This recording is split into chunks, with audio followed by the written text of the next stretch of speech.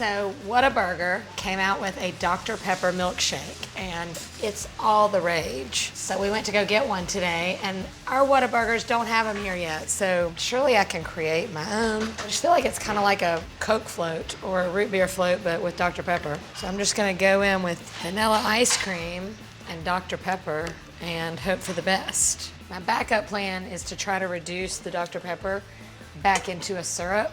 So I've got it simmering here. I'm gonna reduce it to about a third of what was in here. So about 2 ounces, 2 to 3 ounces. What I'm worried about is if I just put Dr Pepper in here, it's gonna be a little diluted. But I think I might get a stronger Dr Pepper flavor if I use the syrup. I'm gonna put about a cup to a cup and a half of ice cream. Yeah, because then it would taste like a float. All right, let's see what happens. Okay, here's the deal. Like, I put more ice cream than Dr Pepper, but it kind of waters it down a little bit.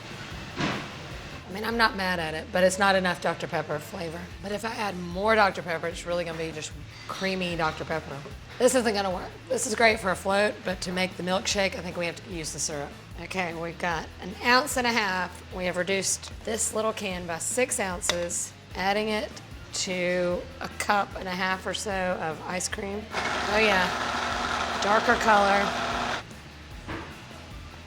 It's pretty good. I feel like now there's not enough Dr Pepper flavor. I'll just add a touch of regular Dr Pepper.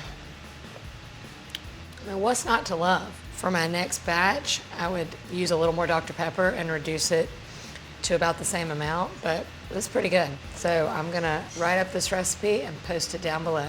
Comment below and let me know if you have tried the real Dr Pepper milkshake. If you give my recipe a try, let me know how I did and if it is similar to the Whataburger Dr Pepper milkshake.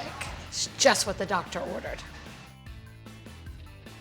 This here's Nicole making one of them Whataburger Dr Pepper milkshakes. Take one.